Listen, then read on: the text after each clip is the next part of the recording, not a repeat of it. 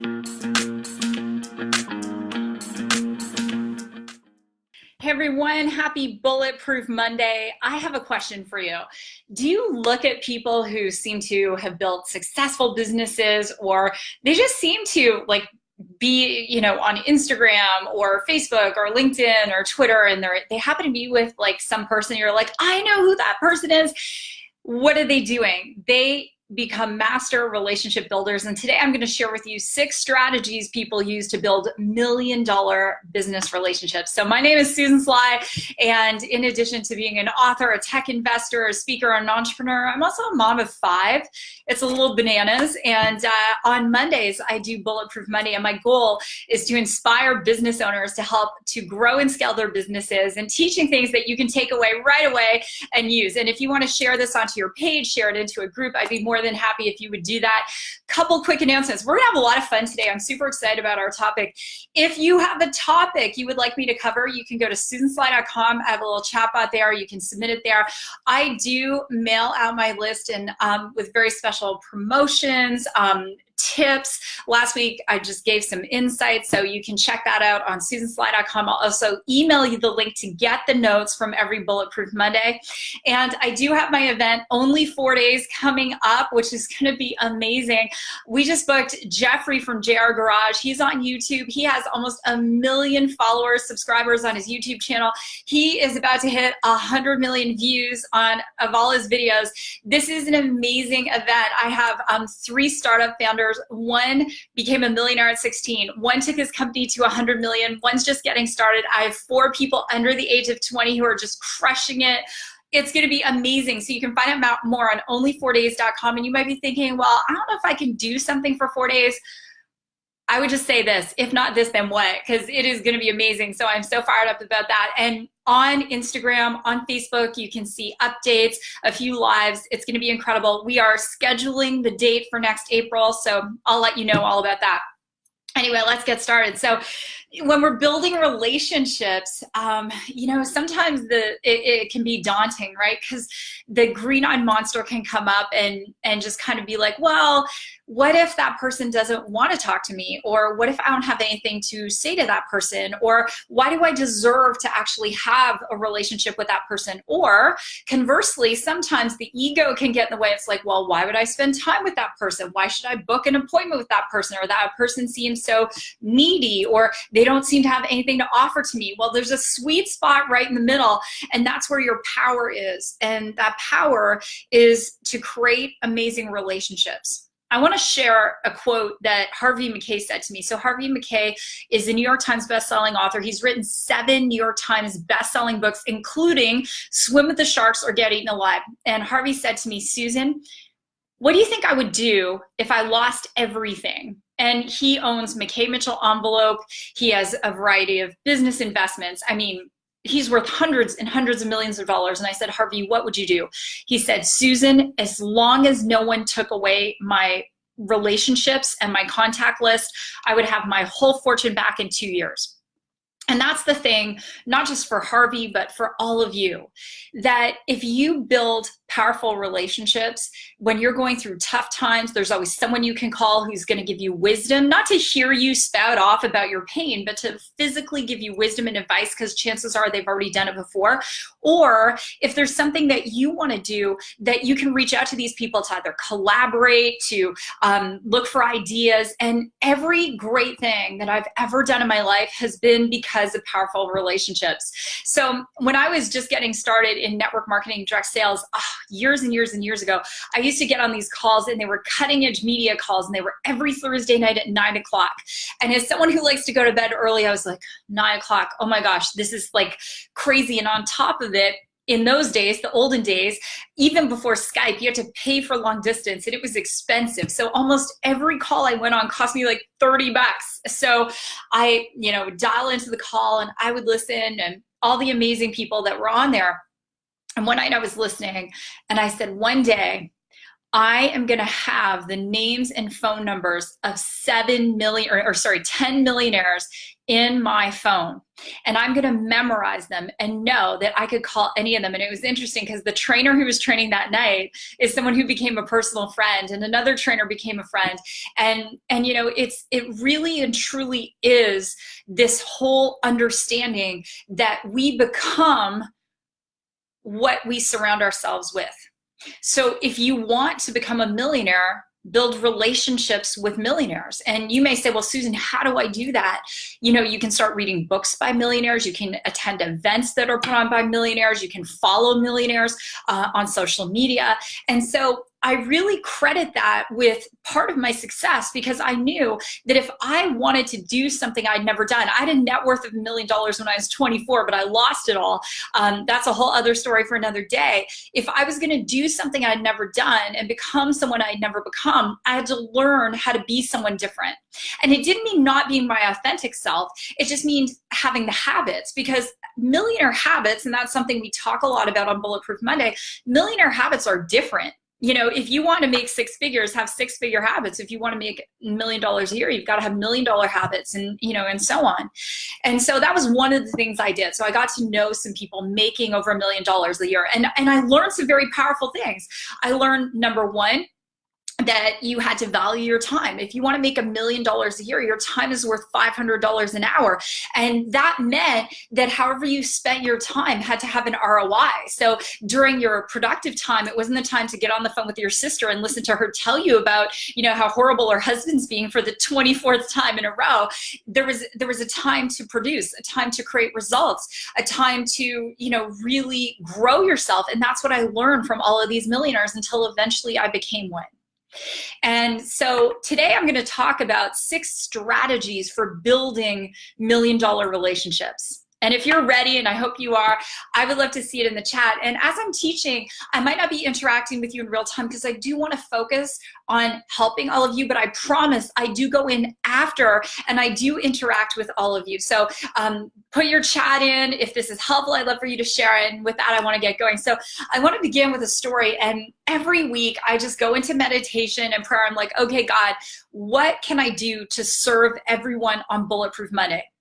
And so I was like, you know, thinking about it, meditating, praying. And then I get the New York Times on Sunday.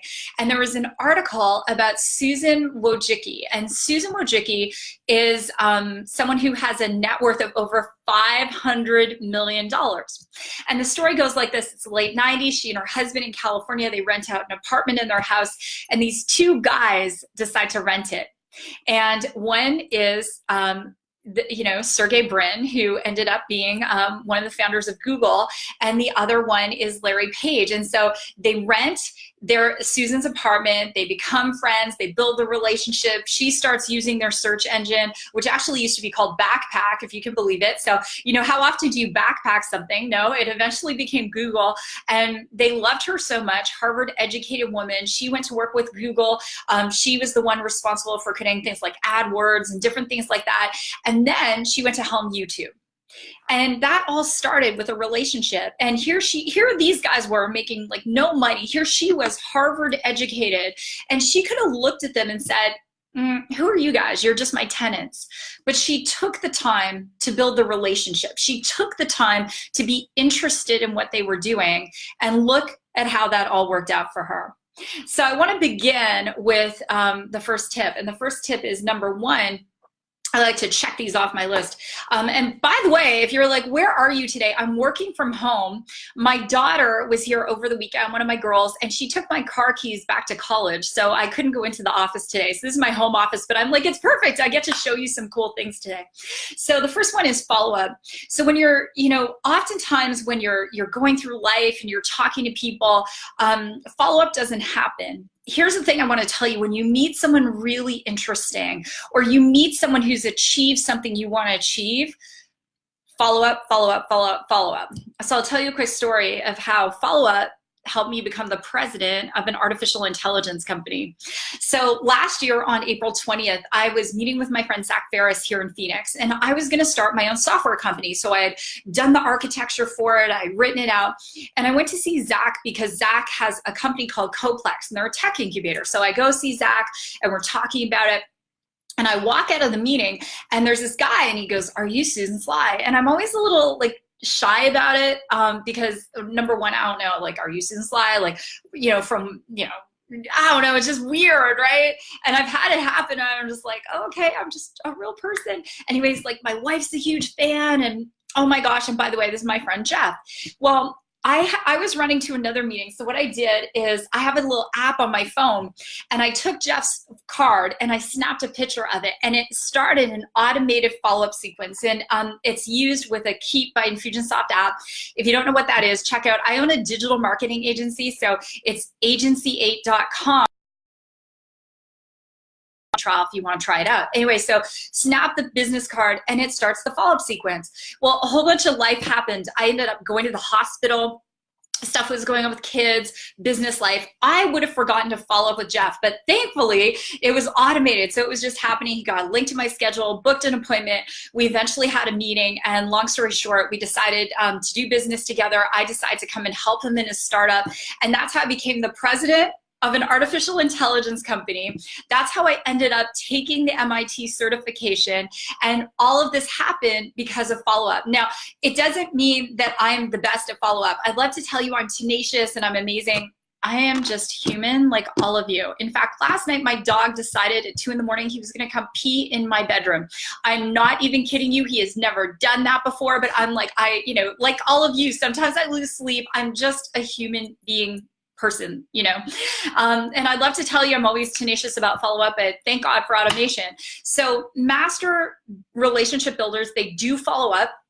And it's so important, because how often have you met someone and gone, oh my gosh, I need to follow up with that person, follow up, and it just doesn't happen? If you want to build great relationships, you have to follow up.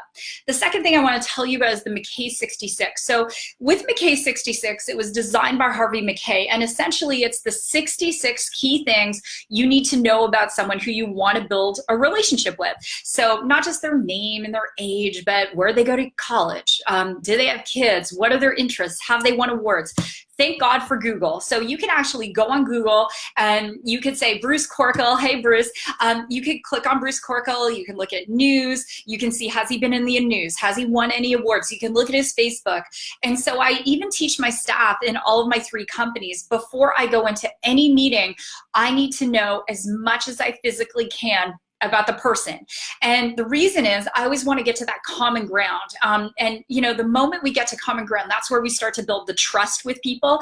And it's great to say, you know, people do business with people they like. That's not true. People do business, and I mean big business, with people they trust. So always do your background. I find it when people come to a meeting with me, especially if they want something, whether they want funding, a business deal, my time, whatever, and they haven't done any background work, and they ask me like on a live show, well, do you have kids or something? I'm like, really?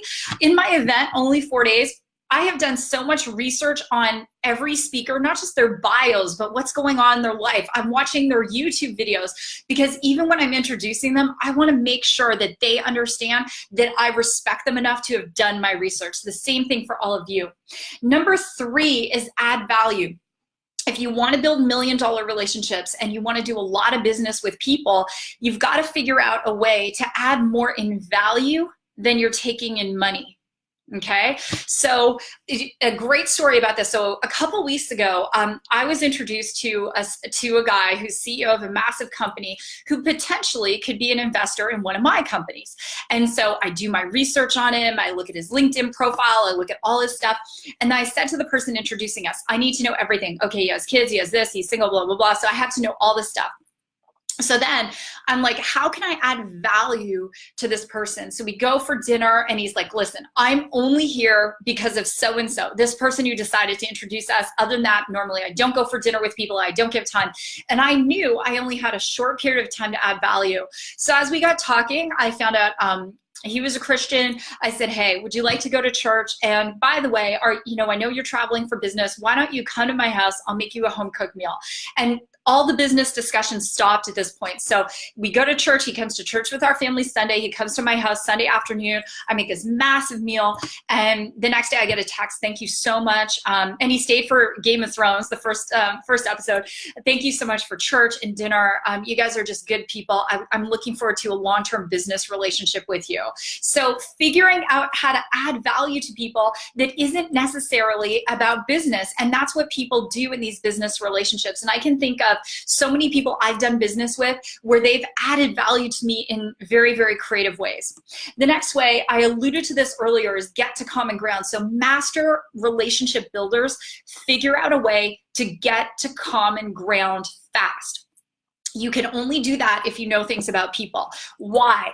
If Hadass trusts me because we have things in common, is she more likely to do business with me? Yes or no? Yes, she is, right? If you can get to common ground, and the different points of common ground might be college, it might be places you've traveled, it might be organizations you're a part of, books you've read, people that you know in common, whatever it is, the faster you get to that common ground, the more likely it is you're going to do business. And I do want to give a cautionary tale, especially with things like politics, religion. You do have to be cautious because you may feel that this person has an affiliation in one direction. You may find out later that's not the direction. So I always suggest you get to common ground in other creative ways. And so, I want to share this story, and I have a prop to show all of you. So Harvey McKay is at an event, and he's thinking about writing, he's writing his first book, and he's navigated the publishing industry. And Larry King he sees Larry King, and he wants to be on Larry King Live. So he says, hey, Mr. King. And Larry goes, hey, kid. He goes, listen, I've just published my first book, went bestseller, and listen, I know you're thinking of writing a book.